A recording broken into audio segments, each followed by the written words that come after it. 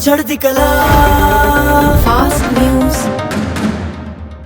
नमस्कार, मैं रचना शर्मा चढ़ती कला टाइम टीवी देख रहे सभी दर्शकों का स्वागत करती हूं। आप देख रहे हैं फास्ट न्यूज। प्रधानमंत्री नरेंद्र मोदी कल 18 अप्रैल से अपने गृह राज्य गुजरात की 3 दिवसीय यात्रा करेंगे, जिस दौरान कई कार्यक्रमों में वे शरीक होंगे। प्रधानमंत्री नरेंद्र मोदी 18 अप्रैल को गांधीनगर में स्कूलों के लिए कमान एवं नियंत्रण केंद्र की यात्रा करेंगे। अगले दिन वह बनासकांठा में दियोदर स्थित बनास डेयरी स्कूल में विभिन्न विकास परियोजनाओं का लोकार्पण व शिलान्यास करेंगे। उसी दिन वह जामनगर में विश्व स्वास्थ्य संगठन पारंपरिक औषधि वैश्विक केंद्र की आधारशिला रखेंगे।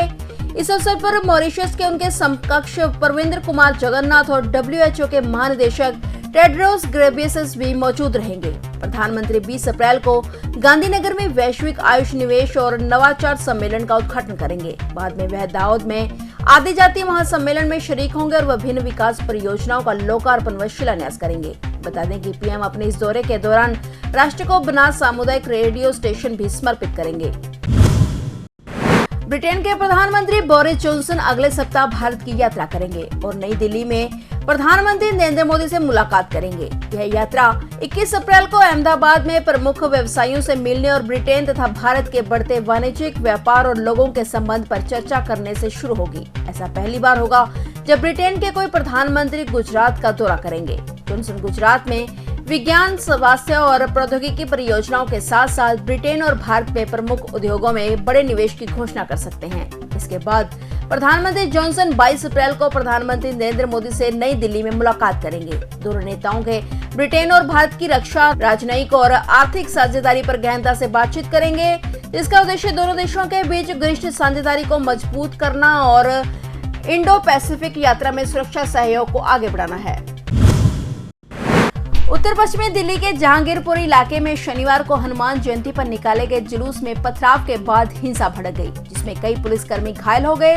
पुलिस ने कहा कि पथराव हुआ और कुछ वाहनों में आग लगा दी गई। दिल्ली पुलिस आयुक्त राकेश अस्थाना ने दंगाइयों के खिलाफ सख्त कार्रवाई की चेतावनी देते हुए कहा कि स्थिति नियंत्रण में है और जहांगीरपुरी और अन्य संवेदनशील क्षेत्रों में अतिरिक्त सुरक्षा कर्मियों को तैनात किया गया है। पुलिस अधिकारी ने यह भी कहा कि यह एक पारंपरिक जुलूस था और पुलिसकर्मी सुरक्षा में तैनात थे। हालांकि कुशल सिनेमा हॉल के पास जुलूस पहुंचते ही दो समुदायों के बीच झड़प हो गई। उन्होंने ये भी बताया कि हिंसा को रोकने की कोशिश में मौके पर मौजूद पुलिसकर्मी घायल हो गए। वहीं केंद्रीय गृह मंत्री अमित शाह ने हिंसा के बाद पुलिस आयुक्त और विशेष आयुक्त कानून व्यवस्था से बात की और सभी आवश्यक कार्रवाई करने के निर्देश दिए। वहीं पुलिस ने इस मामले में कार्रवाई करते हुए अब तक 15 लोगों को गिरफ्तार कर लिया है।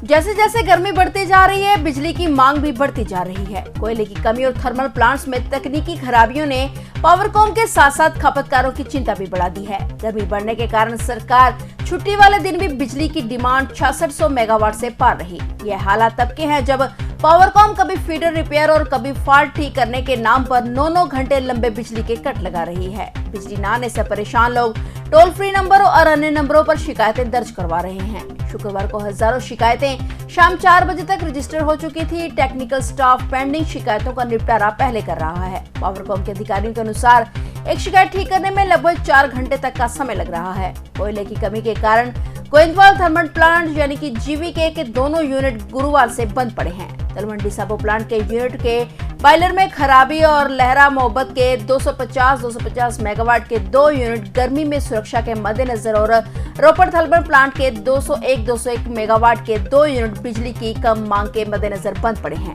पावरकॉम अपने थर्मल प्लांट के नो डिमांड का हवाला देकर बंद कर रहे हैं, परंतु सबसे बड़ा सवाल यही है कि यदि बिजली की डिमांड या कोयले की कमी नहीं है तो राज्यों के कई हिस्सों में रोजाना 2 से 9 घंटे तक कट क्यों लगाए जाते हैं। पंजाब के मुख्यमंत्री भगवंत मान ने संयुक्त किसान मोर्चा के 23 संगठनों को बैठक के लिए आमंत्रण पत्र भेजा है। गौरतलब है कि बैठक आज रविवार 17 अप्रैल को दोपहर 2 बजे पंजाब भवन चंडीगढ़ में होगी। किसानों की मांगों को लेकर यह बैठक होगी।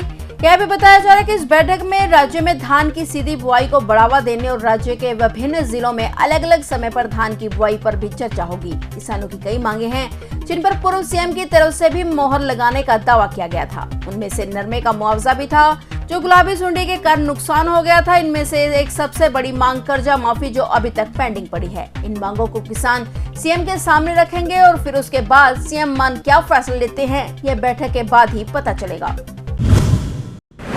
कोरोना ने राजधानी में एक बार फिर से अपने पैर पसारने शुरू कर दिए हैं। राजधानी में कोरोना के 461 नए मामले सामने आए हैं। संक्रमण दर 5.33% हो गई है। लगातार बढ़ती पॉजिटिविटी रेट को देखते हुए दिल्ली सरकार सचेत हो चुकी है और विभिन्न स्तर पर इसे काबू में रखने के प्रयास तेज कर दिए गए हैं। इसी कड़ी में जानकारी मिली है कि एक बार फिर से दिल्ली में रैंडम सैंपलिंग शुरू होगी। बस स्टॉप और बाजारों में रैंडम सैंपलिंग के जरिए कोरोना पर नजर रखने का प्रयास किया जाएगा। दूसरी तरफ 20 अप्रैल को होने वाली डीडीएमए की बैठक में भी कई अहम फैसले किए जाएंगे।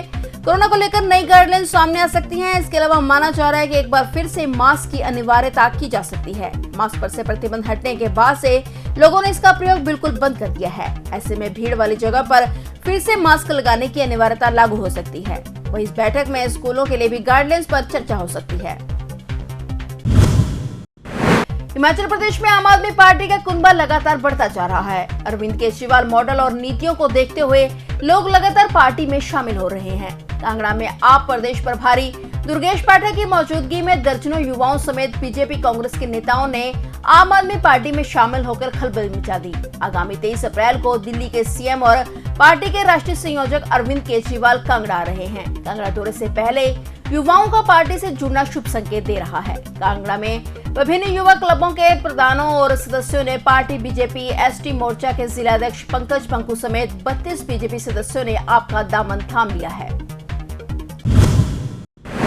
मध्य प्रदेश सरकार की बड़ी योजनाओं में से एक मुख्यमंत्री कन्या विवाह योजना फिर से शुरू हो रही है। इसका पहला आयोजन 21 अप्रैल को होगा। कन्याओं की शादी में मुख्यमंत्री शिवराज सिंह चौहान खुद शामिल होंगे। उन्होंने इसे लेकर अधिकारियों के साथ चर्चा भी की। सीएम ने बताया कि इस योजना के लाभार्थियों को सरकार 55,000 रुपए का लाभ देगी। इसमें कुछ कैश, कुछ गृहस्थी का सामान और कुछ अन्य सामान होगा। इस योजना को लेकर मुख्यमंत्री ने कहा कि 21 अप्रैल से हम फिर से मुख्यमंत्री कन्या विवाह योजना शुरू कर रहे हैं। पहला कार्यक्रम सीहोर जिले में होगा।